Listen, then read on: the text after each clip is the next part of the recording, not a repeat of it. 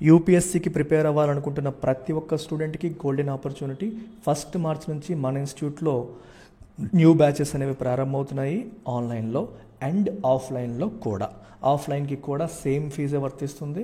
29 ఫెబ్లో join అయ్యే వాళ్ళకి, ఫెబ్లోపు join అయ్యే వాళ్ళకి ఈ 48,000 రూపీస్ ఫీజు అనేది వర్తిస్తుంది. 1 మార్చ్ నుంచి కొత్త బ్యాచెస్ అనేవి ప్రారంభమవుతాయి అండ్ కోర్స్ పైన మీకు లైఫ్ టైం వ్యాలిడిటీ కూడా మనం అందిస్తున్నాం. So do make use of this wonderful opportunity and you can call this number and ask for demo చూసి మొత్తం అంతా నచ్చితేనే మీరు జాయిన్ అవ్వచ్చు. లుక్ ఎట్ దిస్ క్వశ్చన్, చాలా ఈజీ క్వశ్చన్. యూపీఎస్సీ ప్రిలిమ్స్ 2023 అడిగారు.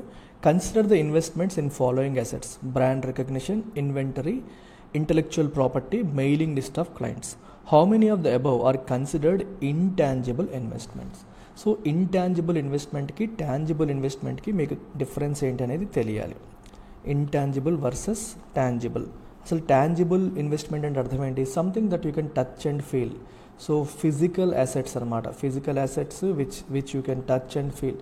For example real estate, gold కావచ్చు, real estate కావచ్చు, మెషినరీ కావచ్చు, ఎక్విప్మెంట్ కావచ్చు, మనకి కనిపిస్తాయి, ఎదురుగా కనిపిస్తూ ఉంటాయి. ఆర్ట్ వర్క్ కావచ్చు, ఇట్లాంటివి మనకి ఎదురుగా కనిపిస్తున్నాయి. ఫిజికల్గా something that you can see, touch and feel, sense చేయగలుగుతున్నాం.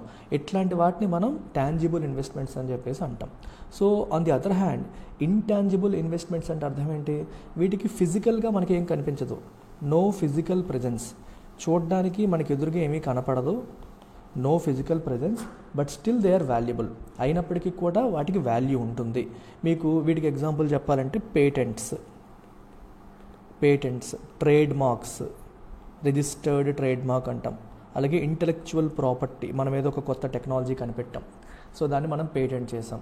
ఇలా ఇంటెలెక్చువల్ ప్రాపర్టీస్ కావచ్చు, ట్రేడ్ మార్క్స్ కావచ్చు, కాపీ రైట్స్ కావచ్చు, ఇట్లాంటి వాటన్నిటి మనం ఇంటాంజిబుల్ అసెట్స్ అంటాం. You can also call human capital. For example, మన దగ్గర ఉన్న ఎంప్లాయీస్ యొక్క స్కిల్స్ బిల్డ్ చేయడానికి మీరు చాలా ట్రైనింగ్ ఇచ్చారు, నాలెడ్జ్ ఇచ్చారు. ఆ నాలెడ్జ్ అంతా బయటికి కనపడదు, it is there inside, physically you can't see. But అలా అని చెప్పేసి ఆ నాలెడ్జ్ యూస్ఫుల్ కాదా? ఖచ్చితంగా యూస్ఫుల్లే. ఇలాంటి వాటిని మనం ఏమంటాం? ఇంటాంజిబుల్ అసెట్స్ అంటాం. అంటే something that you can see the value but you can't see it ఫిజికల్గా కనపడదు, కానీ దాని వాల్యూ మాత్రం ఉంటుంది. అలాగే brand value of an organisation, అది మనకి బయటికి కనపడదు, కానీ దానికి వాల్యూ లేదా? ఖచ్చితంగా వాల్యూ ఉంది. సో దాన్ని బట్టి మీరు చెప్పేయండి. బ్రాండ్ రికగ్నిషన్ ఫిజికల్గా కనపడదు, but it holds value, it is intangible. Inventory ఫిజికల్గా కనిపిస్తుంది. ఇన్వెంటరీ ఏంటి? సరుకు, మనం ప్రొడ్యూస్ చేసే వస్తువులు, అది ఇన్వెంటరీ. సో ఇన్వెంటరీ ఫిజికల్గా మనకు కనిపిస్తుంది, కాబట్టి ఇన్వెంటరీ అనేది మనకి టాంజిబుల్. ఇన్వెంటరీ అనేది tangible, brand recognition is intangible, intellectual property intangible, mailing list of clients యొక్క డేటా అనేది మనకి ఫిజికల్గా కనపడదు, సిస్టంలో ఉంటుంది, కంప్యూటర్లో ఉంటుంది, ఫిజికల్గా కనపడదు, కానీ తను చాలా యూస్ఫుల్ అది.